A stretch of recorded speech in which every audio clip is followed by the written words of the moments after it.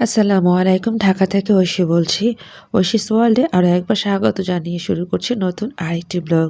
আজকের ব্লগটি হচ্ছে যে আজকে আমি কিছুটা আয়োজন করব, মানে কিছুটা প্রিপারেশন নিব। আর সেই প্রিপারেশনগুলি হচ্ছে বাবা মা ইউএসএ থেকে আসবে আগামীকাল। তো আজকে তার আগের দিন আমি কি করেছি সেটি নিয়েই ব্লগ। দেখতে পাচ্ছ বড় আকারের একটি স্যান্ডউইচ বানিয়ে দিয়েছি আদনানকে সকালের নাস্তায়। তো তারপর চিন্তা করে নিয়েছিলাম যেহেতু চালের গুঁড়ি আছে, আন্টি দিয়েছিল, তো সেই চালের গুঁড়ি দিয়ে আমি একটি পিঠা বানাতে পারি যেটাকে বলা হয় ভাপা পুলি। তো এটা হচ্ছে গিয়ে রাসেল ভাইয়ার সবচেয়ে পছন্দের, আমি এটা জানতাম। তো বাবা মাকে যেহেতু রাসেল ভাইয়া নিয়ে আসবে, ভাইয়া যদিও 5 দিনের জন্য আসবে, তারপরও আমি চিন্তা করে নিয়েছি যেহেতু চালের গুঁড়ি আছে, নারকেল আছে, এটা দিয়ে আমি ভাপা পুলি বানিয়ে নিই। তো এর মধ্যে আদনান বাইরে যাবে, ওকে আমি কিছুটা পিঠা বানিয়ে খাওয়াচ্ছি, তাওয়ে খাওয়াই দিচ্ছিলাম কারণ গ্যাস ছিল না দেখতে পেলে। তো যাই হোক, এবার আমি আদনানকে এটা খাওয়াই দিয়ে বলছিলাম আর কিছু বাজার লাগবে সেগুলো নিয়ে আসার জন্য। তো সাথে একটা আমও কেটে দিয়েছিলাম। তো এখন বাজে অলরেডি 12:30। তো ওকে খাবার খাওয়াই দিয়ে বিদায় দিয়ে আমি এখন রান্নাঘরে এসেছি, যেহেতু আগামীকাল বাবা মা আসবে। তো আমি চিন্তা করলাম আজকে কিছুটা রেডি করে নেই। তো সেই রেডিগুলোই করছি। এখানে আমি কিছু পিঠা রেডি করে নিয়েছিলাম। তাল এটাও আন্টি দিয়েছিল, ডিপে ছিল এই তালটা। তো চালের গুঁড়ি যেহেতু ছিল, আমি এই তালটা রেডি করে নিচ্ছি তালের পিঠা বানানোর জন্য। তো আজকে যেহেতু আমরা সব কাজ শেষ করে আন্টির বাসায় যাব, তো ভেবে নিয়েছি আন্টির জন্য কিছু পিঠা নিয়ে যাব। যেহেতু এখন মাখিয়েছি তাই এখন ভাজবো না, হাফ অ্যান আওয়ার বা 1 আওয়ারের মতো রেস্টে রেখে দেব। তো সেটাই করে নিচ্ছি এখন আমি, ভালো করে এটা ঢেকে সাইডে রেখে দিচ্ছিলাম।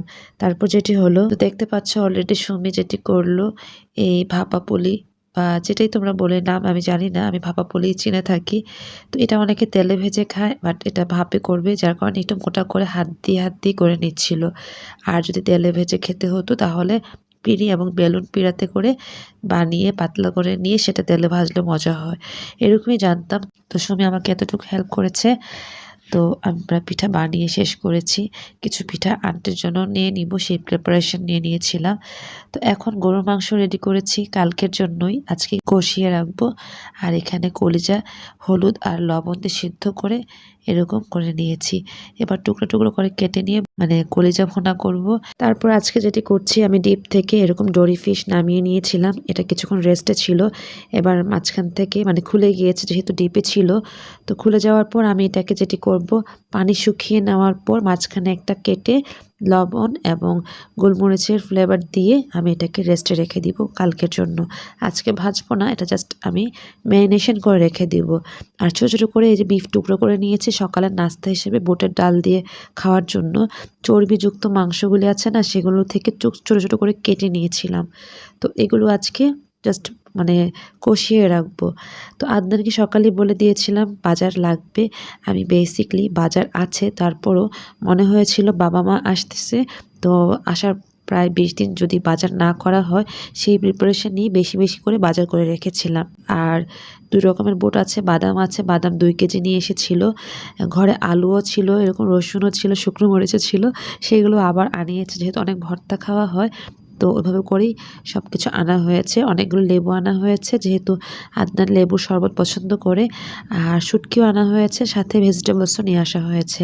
যদিও আগেও কিন্তু আদনান 300 ফিট থেকে ভেজিটেবলস এনেছিল, বাট আজকেও কিছুটা এনেছে, যেগুলো আনা হয় না সেগুলো আজকে এনেছে। তো এর মধ্যে আমি কিচেনে চলে আসলাম। কিচেনে এসে তোমাদের একটু দেখাই, যেহেতু আমি বলে দিয়েছিলাম মুরগি আনার জন্য, তো সে 4টা বড় বড় সাইজের মুরগি নিয়ে এসেছে। আর মাছের মধ্যে এনেছে এখানে রুই মাছ, এটাও বড় আকারের একটা রুই মাছ। আর হচ্ছে গিয়ে পাবদা মাছ, আমি বলে দিয়েছিলাম চিংড়ি মাছ আনার জন্য, চিংড়ি মাছ পাইনি, বাট ওখানে ও কাচকি মাছ নিয়ে এসেছে। যদিও আমি কাচকি মাছের কথাও বলেছিলাম, বাবা মার কাচকি মাছ পছন্দ আমি জানতাম, ওইভাবে করেই আনা হয়েছে, শুধুমাত্র চিংড়ি মাছ আনা হয়নি। তারপরও সব মাছগুলো আমি রেডি করে নিয়েছিলাম, বক্স আপ করে ডিপ ফ্রিজে রেখে দিয়েছি। তো এখন যেটি করছি, যেহেতু আন্টির বাসায় যাব, কিছু পিঠা রেডি করে নিয়ে চলে এসেছি আন্টির বাসায়। আর এসেই কাজে লেগে গিয়েছি বলতে সুমিকে নিয়ে এসেছিলাম। তো আন্টি সুমিকে দেখাই দিচ্ছিল কিভাবে ভাজতে হয়। আন্টির কাছে অনেকগুলো লবণ ছিল, লবণগুলো যদিও ভাজতে ভাজতে কালো হয়ে গিয়েছে। তো সেই লবণের মধ্য থেকেই সব রকমের বুট বাদাম ভাজা হচ্ছে।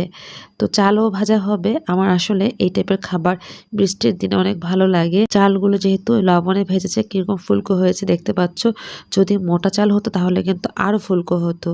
তো আন্টি আমাকে অনেক হেল্প করেছে, যেহেতু আন্টি সিক, আন্টির বাম হাতে কিন্তু এখন একটু প্রবলেম আছে দেখতে পাচ্ছ, নাড়াতে কষ্ট হয়, তারপর আন্টি চেষ্টা করে। তো আমার জন্য সে এতগুলি মানে অনেকগুলো আইটেমস ছিল, কিন্তু সব রকমের বাদাম বুট ডাল এই টাইপের জিনিসগুলো আন্টি লবণ এবং পানি দিয়ে মেখে রেখেছিল। তো সুমিও ভাজছিল, আন্টিও এসে এসে নিজেও ভেজে নিচ্ছিল। তো এই এতটুকু হেল্প করাটা আসলে কোনোদিন ভোলার মতো না। আন্টিকে আমি অনেক ধন্যবাদ জানাচ্ছি যে আমাকে এতটুকু সাপোর্ট দেওয়ার জন্য। আন্টির সাপোর্টেই কিন্তু আমি এত জিনিসপত্র কিনে আন্টির বাসায় যেতে পেরেছি। তো দেখা গিয়েছে সুমির সাথে আন্টি সারাক্ষণই কাজে হেল্প করেছে, এটা আমার কাছে খুব খারাপ লেগেছে, তারপরে ভালো লেগেছে যে আন্টির কারণে আজকে এই খাবারগুলো আমরা সবাই খেতে পারবো। তারপর রুমে আসলাম, এসে দেখি বাচ্চারা এই যে এত সুন্দর করে ড্র করেছে, তোমরা নিশ্চয়ই বুঝতে পারছো শহীদ আবু সাইদ। আমি আজকে ভয়েস দিচ্ছি, আজকের ভয়েসে দেশ স্বাধীনও হয়েছে আর এরা শহীদও হয়েছেন। তো দেখতে পাচ্ছ কি সুন্দর করে ড্র করেছে, এটা রাফান করেছে। আর ওই যে ছোট করে করছে এটা লিয়ান করেছে, বাট ও এখনো কালার করেনি।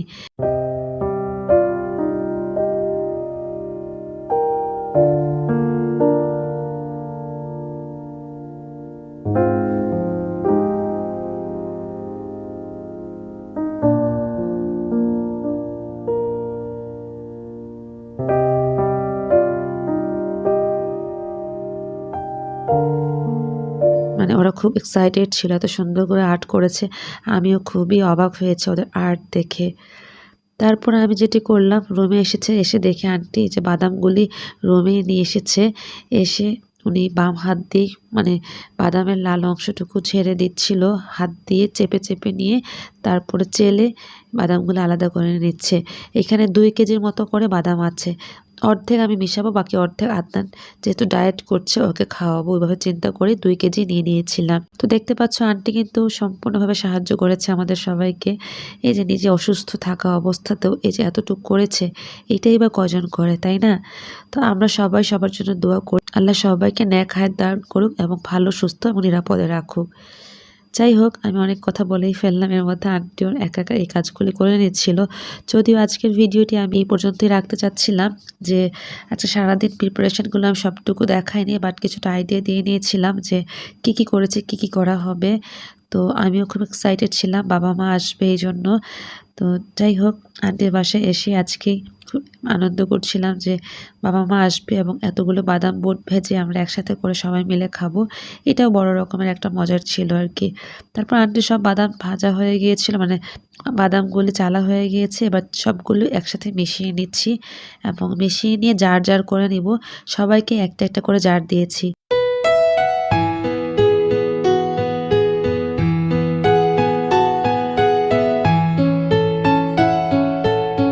ইভেন পিন্টু ভাই সুমি কেউ বাকি ছিল না, সবাইকে দিয়েছি, কারণ আমি অনেকগুলো করে করেছি সবাইকে দেওয়ার জন্যেই।